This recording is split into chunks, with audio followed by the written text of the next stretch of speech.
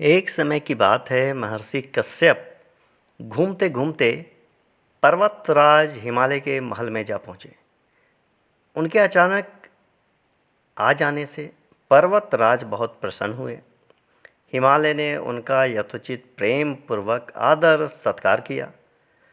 पर्वतराज की अतिथि सेवा से महर्षि कश्यप गिरिराज हिमालय को अनेकों आशीर्वाद देने लगे। पर्वतराज हिमालय कृतज्ञ भाव से हाथ जोड़कर बोले, मुनिवर, आप तो सर्वज्ञानी हैं।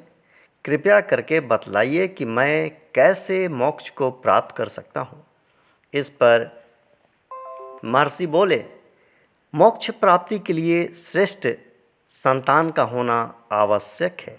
उत्तम गुणों से युक्त संतान न केवल अपना बल्कि समस्त परिवार का उद्धार करता है। इसीलिए हे पर्वतराज, आप संतान प्राप्ति के लिए एक यज्ञ करें और मन अनुसार फल को प्राप्त करें। महर्षि कश्यप के बताए अनुसार हिमालय ने अनेकों वर्षों तक बहुत कठिन घोर तपस्या करी। उनके तप से खुश होकर फिर ब्रह्मा जी प्रसन्न होकर उनके सामने प्रकट हुए। गिरिराज हिमालय ब्रह्मा जी के सामने सर झुकाकर अनेक प्रकार से उनकी स्तुति करने लगे।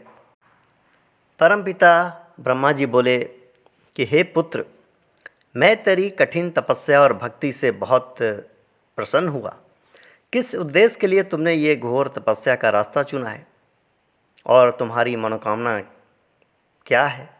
इस पर गिरिराज हाथ जोड़कर बोले कि प्रभु, आप तो भक्त वत्सल हैं और सबके मन की बातों को तुरंत जान जाते हैं। आपकी कृपा दृष्टि प्राप्त करके मैं धन्य हो गया। मुझ पर आप सदैव अपनी कृपा बनाए रखें और मुझे एक सर्वगुण संपन्न संतान प्रदान करने की कृपा करें। ब्रह्मा जी इस पर बोले कि ऐसा ही होगा, तुम्हारी इच्छा पूरी होगी और तुम्हारे घर जल्द ही साक्षात भगवती दुर्गा एक कन्या के रूप में जन्म लेगी। उनके कारण तुम तीनों लोकों में यश पाओगे। तुम्हारे कल्याण के साथ साथ जग का भी कल्याण होगा। हिमालय में असंख्य तीर्थ स्थान और तपस्या स्थान स्थापित होंगे, जहाँ दर्शन, आराधना और तपस्या से जन जन को मनोवांछित फल की प्राप्ति होगी। तुम अमर रहोगे। संसार तुम्हारे पुण्य के कारण कलयुग में भी पावन और पवित्र बना रहेगा। वरदानों से हिमालय की झोली पूरी तरह से भरकर ब्रह्मा जी वहाँ से अंतर ध्यान हो गए।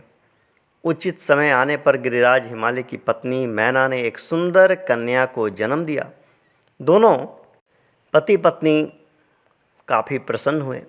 विधि विधान से कन्या का नाम पार्वती रखा गया। पार्वती जी बचपन से ही शिव जी की भक्ति करती रहती थी और शिव जी की भक्ति में ही हमेशा लीन रहा करती थी। शिव जी को उन्होंने मन ही मन अपना पति भी मान लिया था। हमेशा आराधना, ध्यान और उपवास से उनका शरीर बेहद दुर्बल और शक्तिहीन हो चला। माँ मैना ने पुत्री की दशा से दुखी होकर कहा कि उमा, ऐसा मत करो। तभी से उमा नाम से देवी पार्वती इस जग में विख्यात हो गई। समय के साथ साथ देवी पार्वती की तपस्या कठोर से कठोर होती चली गई। उनके तप से तेज से तीनों लोक जल उठे। पृथ्वी, नभ और पाताल में हाहाकार होने लगा। तब ब्रह्मा जी प्रकट हुए और बोले कि हे जगत जननी, आप क्यों अपने तप से इस जग को जलाकर भस्म कर रही हो? आपकी संतानें आपके घोर तप की ज्वाला से जल रही है। आप अपनी तपस्या से क्या प्राप्त करना चाहती हैं? इस त्रिलोक में ऐसी कौन सी वस्तु है जो आपको अपर्याप्त है? कल्याणी, त्रिलोक की रक्षा हेतु आप अपनी तपस्या का त्याग करने की कृपा करें।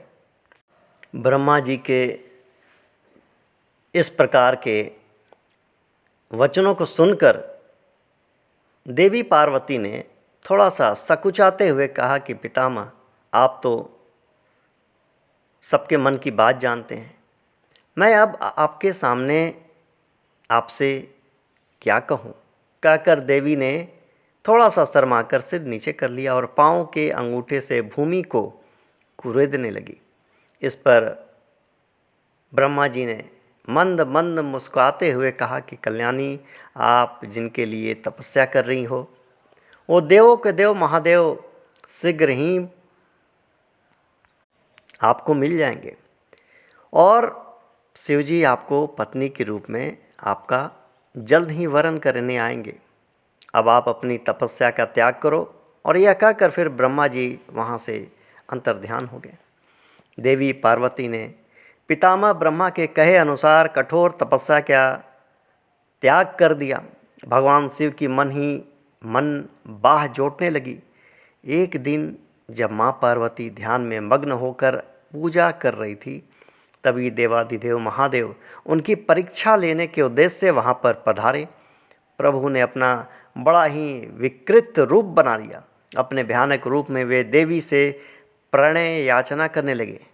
कहा कि देवी, तुम कितनी रूपवान हो, रूपवती हो, सर्वगुण संपन्न हो। तुम्हें देखकर मैं इतना आसक्त हो गया हूँ कि इसी क्षण तुम्हारा पत्नी रूप में वरण करना चाहता हूँ। जगत जननी पार्वती तुरंत शिव जी के कौतुक को जान गई और बोली कि मैं तो तैयार हूँ, पर बिना मेरे पिता की आज्ञा के आप मेरा वरण नहीं कर सकते। महादेव अब अपने स्वाभाविक रूप में आकर के बोले कि प्रिय, यदि उन्होंने स्वयंवर रचा तो तुम रूपवानों की भीड़ में कैसे मेरा चयन करोगी।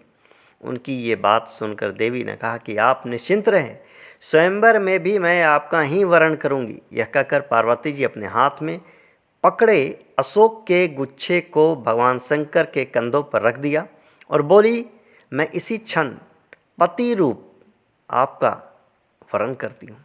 इस पर देवाधिदेव महादेव ने फिर पार्वती जी के द्वारा वरण किए जाने पर प्रसन्न होकर अशोक वृक्ष को वर देते हुए कहा कि तुम्हारे पावन पत्रों द्वारा मेरा वरण हुआ है, इसलिए तुम अमर रहोगे, तुम कामनाओं को पूरा करने वाले होगे, तुम्हारा सभी शुभ कार्यों में स्वागत होगा, मेरे साथ साथ सभी देवी देवताओं के तुम प्रिय बनोगे। इसके बाद भगवान शंकर प्रसन्नता के साथ पार्वती जी से विदा लेकर अंतर्ध्यान हो गए। हर हर महादेव।